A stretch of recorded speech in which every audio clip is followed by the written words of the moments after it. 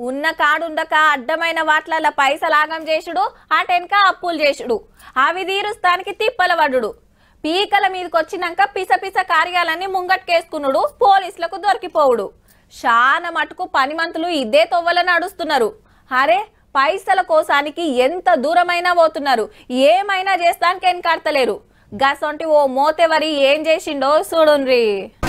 పైసా ఏం చేస్తావంటే తోడబుట్టినోను పానం దీపిస్తా అన్నదట ముసుగేసిన ముగ్గురు ముదుర్లల్లా ఒకడు సొంత అన్ననే చంపేసిండు మళ్ళా కరీంనగర్ జిల్లా రామడుగులుండే వెంకటేష్ అనేట ఆయనకు పానం మంచిగుంటది జరంత ఎడ్డెడ్డుంటాడట అన్న పేరు మీద ఇన్సూరెన్స్లు చేపించిండట 2 నెలల కింద అన్న మీద ఎంత పాయరమో అనిపిస్తుందిలే అతని పేరులో ఎల్డర్ బ్రదర్ పేరులో he took almost 9 insurance total worth 4.14 crore. వీళ్లకు 2 టిప్పర్లున్నాయట మొన్న రాత్రి ఒకటి ఖరాబ్ అయిందని అన్నను విలువ నంపితే ఏమైందో అని ఆయన ముంగట నిలబడి చూస్తుంటే కుద్దు తమ్ముడు తొక్కుడు దొక్కితే స్పాట్లనే జీవి పోయింది పాపం మళ్ళా ఏం తెలివనట్టే అయ్యో మా అన్నకు టక్కరైంది పానం పోయిందని లబ్బ మొత్తుకుండట